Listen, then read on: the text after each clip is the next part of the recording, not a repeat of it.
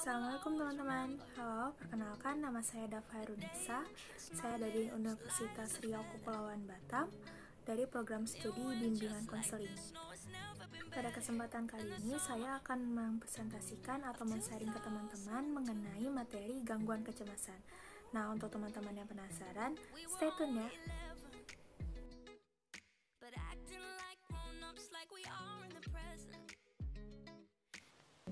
Gangguan kecemasan. Gangguan kecemasan adalah suatu keadaan di mana seseorang merasakan takut dan khawatir untuk sesuatu yang belum terjadi, yang mengakibatkan perasaan yang tidak menyenangkan. Nah, gangguan kecemasan itu sendiri banyak loh jenisnya teman-teman. Yang pertama ada fobia, yang kedua ada panik, yang ketiga ada kecemasan umum, yang keempat ada pasca trauma, dan yang terakhir ada obsesif kompulsif. Nah, kita ulas satu-satu ya. Yang pertama, fobia. Fobia adalah rasa takut dan perilaku menghindar yang intens terhadap benda atau peristiwa tertentu yang tidak rasional. Fobia ini terbagi lagi loh jenisnya. Yang pertama ada spesifik fobias, yaitu rasa takut yang tidak beralasan dan menghindari benda atau situasi tertentu. Contohnya fobia ketinggian, tempat tertutup, penerbangan, darah, jarum suntik, dan lain-lain. Yang kedua ada agorafobia, yaitu ketakutan berada di tempat terbuka dan meninggalkan rumah karena akan sulit mendapatkan pertolongan saat terjadi sesuatu. Biasanya terjadi karena akibat gangguan panik. Yang ketiga ada sosial fobia, yaitu rasa takut yang menetap dan tidak masuk akal pada situasi yang mengharuskan berada di tengah orang banyak atau berinteraksi dengan orang yang tak dikenal. Contohnya, menampilkan keahlian, menulis di depan umum, menggunakan ruang istirahat umum, dan masih banyak lagi. Nah, sosial fobia ini biasa disebabkan karena takut bertingkah memalukan atau menunjukkan kecemasan yang menarik perhatian orang lain.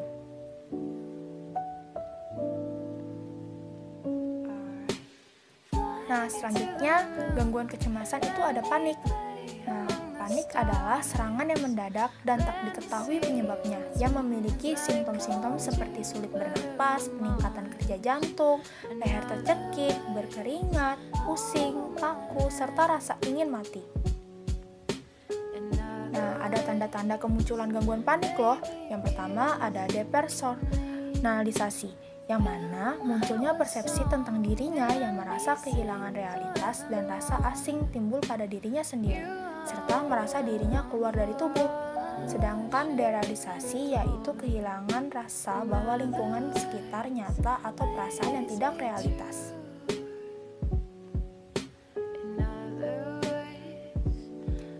Nah, selanjutnya yang ketiga ada kecemasan umum. Salah satu gangguan kecemasan dengan rasa khawatir yang kronis dan tidak terkendali dan berlebihan. Nah, ciri-ciri gangguan kecemasan umum yang pertama adalah seseorang akan merasakan sesuatu yang buruk terjadi. Yang kedua, jantung berdebar. Yang ketiga, berkeringat. Yang keempat, sering buang air. Yang kelima, mudah terkejut. Yang keenam, tangan dingin. Yang ketujuh, sakit perut. Dan masih banyak lagi.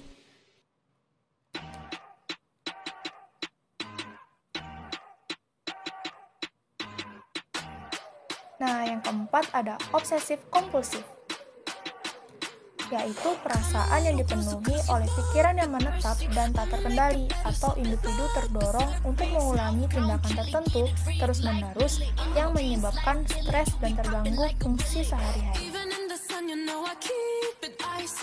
Nah, dalam gangguan obsesif kompulsif itu terbagi lagi loh. Yang pertama ada obsesi, yaitu pikiran yang mengganggu, memaksa, tidak masuk akal, dan tidak dapat dikontrol untuk mengalami sesuatu. Nah, seperti keraguan yang parah, menunda-nunda, dan tidak memastikan bahwa tugas selesai akan tetapi selalu merasa belum benar-benar selesai. Sedangkan kompulsi adalah dorongan yang kuat untuk mengulangi perilaku atau tindakan mental yang tidak masuk akal secara terus-menerus untuk menghilangkan stres atau mencegah munculnya sumber bahaya.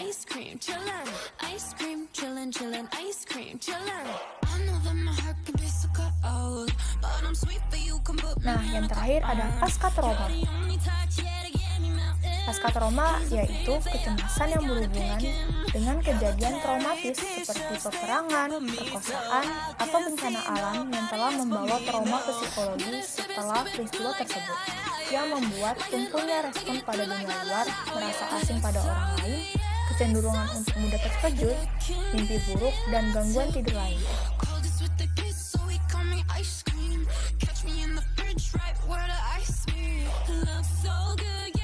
Nah, ada 3 kategori simptom dalam gangguan pasca trauma. Yang pertama, mengalami kembali kejadian traumatis secara terus-menerus yang timbul di benak dan bermimpi kejadian itu terganggu dengan stimulus yang meningkatkan pada kejadian. Yang kedua adalah menghindari stimulus yang berhubungan dengan kejadian dan yang membuat hilangnya kesadaran terhadap lingkungan. Biasanya menjadi amnesia tentang kejadian, kehilangan minat terhadap orang lain, merasa asing, dan tidak mampu berpikir positif. Dan yang terakhir ada simptom meningkatnya dorongan seperti sulit tidur, sulit konsentrasi, sangat was-was, dan respon terkejut yang sangat hebat. Nah, ini juga berhubungan dengan kecemasan loh, depresi, marah, rasa bersalah, mengkonsumsi narkoba, masalah perkawinan, pekerjaan, dan masih banyak lagi.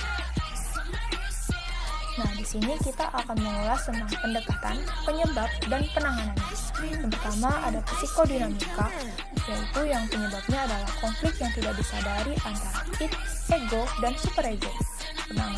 Penanganannya bisa dilakukan mengangkat represi dan konflik yang tidak disadari serta dinamik terapi untuk mendorong menghadapi stimulus yang mencemaskan. Yang kedua ada behavioral, penyebabnya adalah conditioning klasikal, modeling, atau conditioning operant. Penanganannya biasanya dengan mengenali sumber kecemasan untuk dihadapi dengan desensitisasi.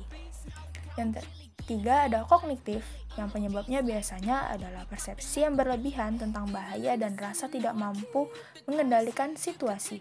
Penanganannya bisa dengan wawancara untuk untuk mengoreksi penyebab serangan panik atau repress menanamkan pikiran positif. Yang terakhir ada biologis, yang biasanya penyebabnya adalah diturunkan secara genetis overaktivasi sistem noradrenergic jumlah. Biasanya penanganannya dengan medikasi benzodiazepin atau clomipramin. Nah, mungkin itu saja yang bisa saya jelaskan mengenai gangguan kecemasan. Nah, di sini ada nggak nih teman-teman yang pernah merasakan atau sekarang sedang mengalami gangguan kecemasan itu sendiri? Nah, kalau kalian lagi merasakan itu, segera datang atau menghubungi pihak-pihak yang lebih berkompeten di bidangnya seperti konselor, psikolog, psikiater, agar masalah kalian cepat terselesaikan. Nah, mungkin itu saja yang bisa saya sampaikan di video kali ini. Kurang lebih saya mohon maaf. Wassalamualaikum warahmatullahi wabarakatuh. Bye-bye.